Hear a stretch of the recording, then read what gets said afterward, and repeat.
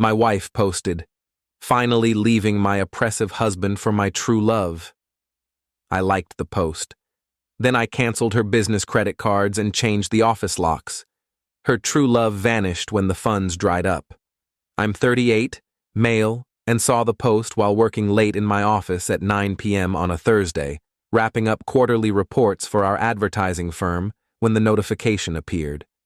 My wife, Lena, 35, had just declared to her 800 followers that she was leaving me for her true love, Felix.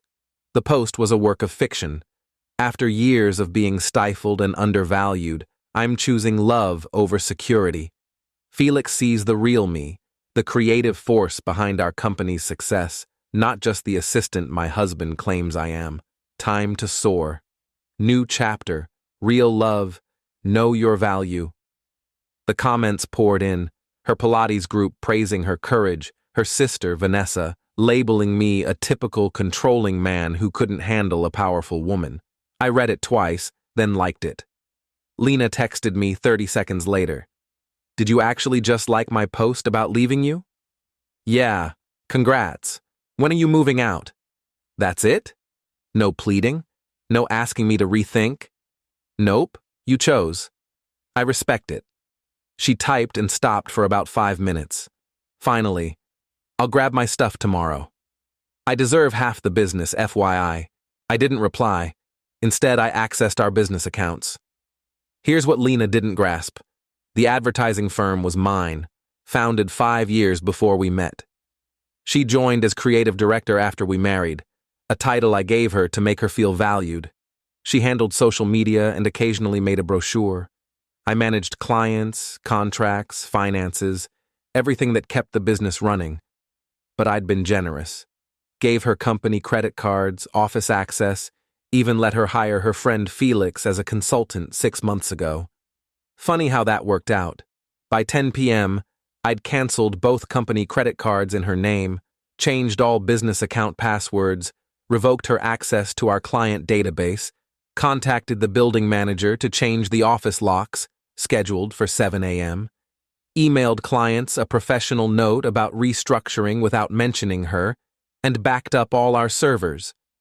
Then I went home and slept soundly. Woke up to 52 texts. The first 20 were variations of, "Why are my cards declining?" The rest were increasingly frantic voice-to-text rants about how I was financially abusing her and stealing her company. The best one? "Felix says this is illegal. You can't cut off my livelihood, your livelihood." Interesting take for someone who hadn't secured a single client in 3 years. Update 1.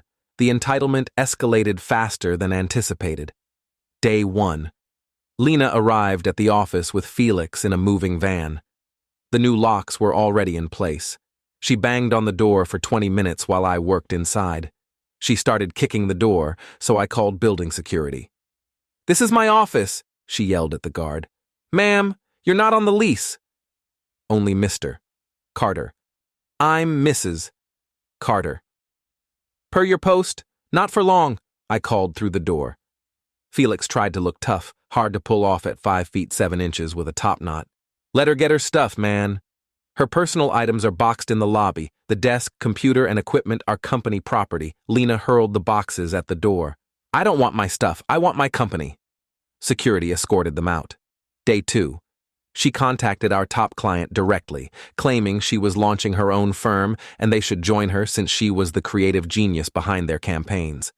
The client called me, confused. "Didn't Lena just post about leaving you? Why is she saying she owns your firm?" Mental breakdown, I think. "Please don't engage. No problem. Honestly, we always wondered what she did. You're the one we work with." Day 3. This morning, my business banker called. "Mr. Carter, someone tried accessing your business account in person, claiming to be your wife needing emergency funds. We didn't share anything, but you should know. She also tried applying for a business loan using your company's EIN. We flagged it as potential fraud." This afternoon, Lena sent an itemized bill, seriously. 3 years of creative direction, $450,000. Brand development, $75,000. Emotional labor, $100,000. Lost future earnings, $500,000. Total, $1,125,000. I replied with my own invoice. Office rent she never paid, zero since I covered it. Salary she earned for minimal work, $165,000. Personal charges on company cards, $47,832.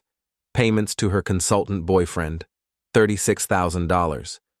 Looks like you owe me $248,832. I'll accept a check. She blocked my number. But the real comedy began when Felix realized the cash flow was gone. Update 2. Felix showed his true colors quickly. Per Lena's Instagram, she forgot to block me from the company account. They were crashing at his place.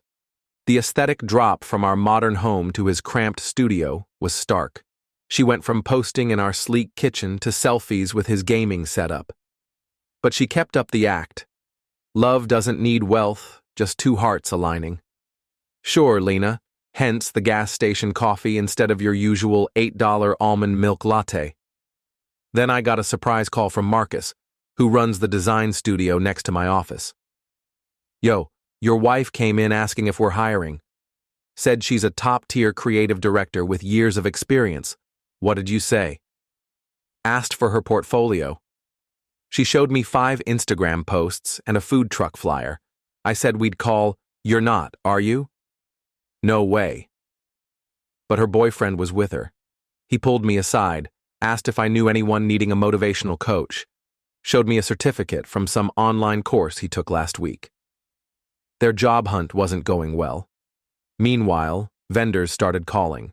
Lena had promised them future work once she took over the company. A printer asked about 5,000 business cards she ordered, labeled Lena Carter, CEO. Send her the bill, I said. She's not with this company. But she said you'd pay. Did she provide a purchase order? Written authorization? Company card? No, she said she'd pay when she took over next week. That's between you and her. The printer wasn't pleased, nor were the 3 other vendors she'd made similar promises to. Day 5. Lena tried a new tactic, filing for spousal support, claiming I'd forced her to abandon her thriving career to work for free at my company. My lawyer chuckled. She's been paid $55,000 a year plus bonuses. I have the pay stubs. Also, what thriving career? Her last job before you married was part-time at a gift shop. Can she claim part of the business? Premarital asset, never commingled, 0 claim. She might get temporary support, but with her public announcement of leaving you for another man. Good luck. Day 6. The real fun started. Felix's ex-girlfriend messaged me on social media. Is your soon-to-be ex with Felix Grant? Unfortunately. LOL, good luck to her. He owes me $3,000. Said he was investing it in his coaching business. Spent it on concert tickets and vape pens. He only dates women with money. When I cut him off, he was gone in a week. How long did that take? As long as it took me to realize his business was just him ranting about manifesting while gaming all day. I thanked her and dug deeper. Felix had a pattern. 3 ex-girlfriends, all of whom he'd lived with, all of whom had bankrolled him. One even tried suing him for $15,000 he'd borrowed for another venture. I forwarded everything to my lawyer, just in case. Day 7. Lena's facade crumbled. She showed up at my house with her sister and a police officer, claiming I was blocking her from her belongings. The cop looked exhausted before we spoke. Sir, your wife says you've locked her out of her home. Officer, she posted online that she left me for another man. She's been living with him for a week. Her belongings are in the bedroom ready to collect. He's lying! Lena shrieked.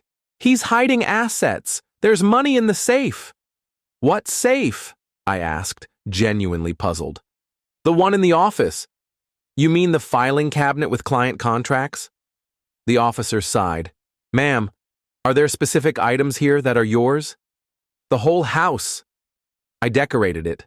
I made it homey. Is your name on the deed? Silence. I let them in to grab her clothes and personal items. Lena tried taking the 65-inch TV. "That's mine," I said calmly. "We watched it together. I have the receipt from 2 years before we met."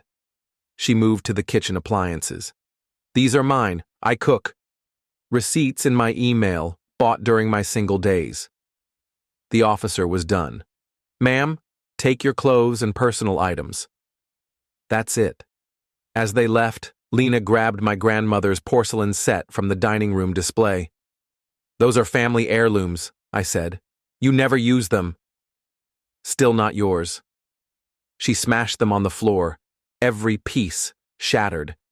The officer arrested her for vandalism. Vanessa screamed I was probably abusive and drove her to it. The cop shook his head and put Lena in the car. Update 3. Lena was released on bail. Felix didn't pay it. Her parents did. She jumped back on social media with a new story. I was a manipulative narcissist who'd trapped her in a financial cage. But Felix showed his true self. I got a DM from someone named Rachel with screenshots of Felix on a dating app. Profile: single entrepreneur seeking a queen who knows her value. He was actively dating while living with Lena. My friend Leo, who works at a high-end restaurant, recognized Felix from Lena's Instagram. "Bro, it was brutal. He tried paying with a card that got declined 3 times. His date paid. Then he pitched her on investing in his motivational academy. She left before dessert." Meanwhile, Lena was spiraling. She'd applied to 12 agencies, no callbacks.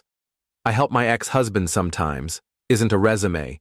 She started a crowdfunding campaign, claiming I'd financially destroyed her. It raised $45 from her mom. Monday morning, I arrived at my office to find Lena had set up a card table in the lobby with a sign, "Lena Carter Creative Solutions, the true talent behind Carter Advertising." She was trying to poach my clients as they arrived. Security was already handling it, but I let her stay briefly. Watched her pitch a client coming for a meeting. "You know I was the creative mind, right?" He just took credit.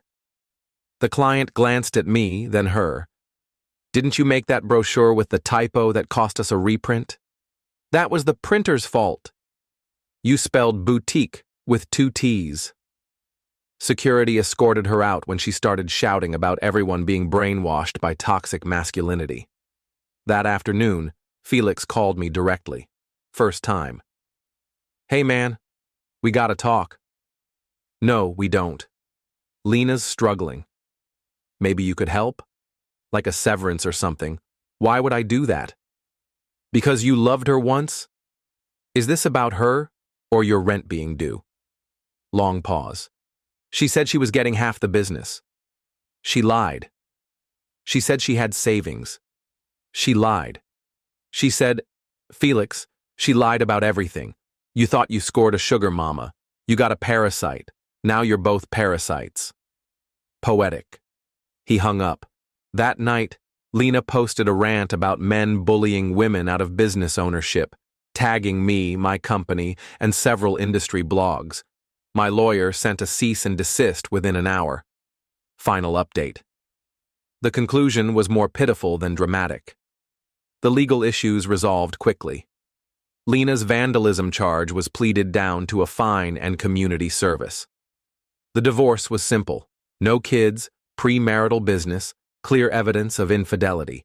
She got 2 months of temporary support at $1,200 a month. That's it.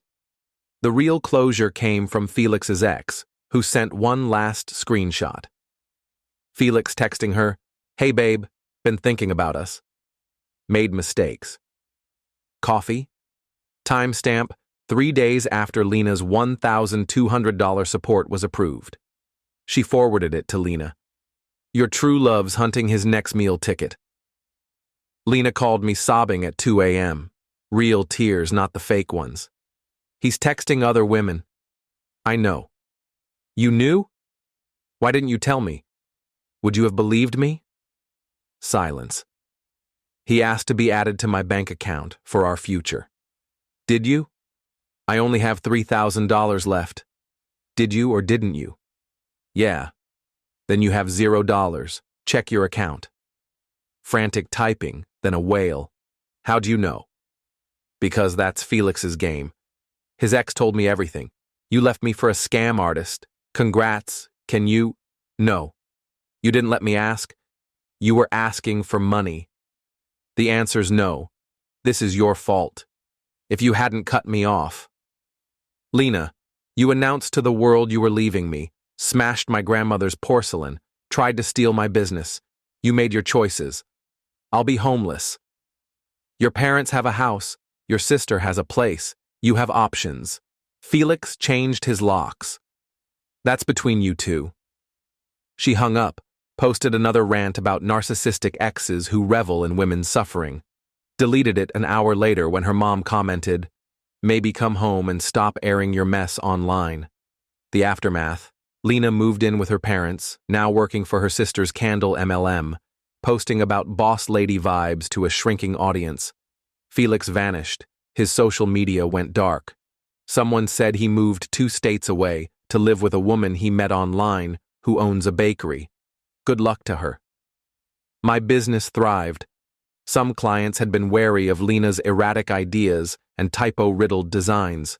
Without her, we secured 3 major new accounts. I hired a real creative director with an actual portfolio. The difference is staggering. Marcus from next door and I grab drinks sometimes. He loves retelling the story of Lena's 5-post portfolio. It's legendary in our building. My lawyer framed the cease and desist letter next to my divorce decree, calling it his favorite case of the year. Yesterday, I got a LinkedIn request from Lena. Experienced creative visionary seeking new opportunities, listing CEO, Carter Advertising, 2019 to 2024. I screenshot it, sent it to my lawyer. He replied with laughing emojis. I reported the profile for false information and blocked her. Life's great now, calm, productive, drama-free. My business is booming. I'm dating someone with her own career, and I replaced my grandmother's porcelain with a new set I actually use. To anyone dealing with an entitled ex who thinks they own what you built, document everything. Don't feed the drama. Let them unravel on their own. When someone shows you who they are by leaving for a true love they're cheating with, believe them. Let them go. And definitely change those locks. Oh, and Lena, since I know you're lurking from fake accounts, Felix's new girlfriend just posted from Hawaii. Looks like he found his meal ticket. Wasn't you though, was it?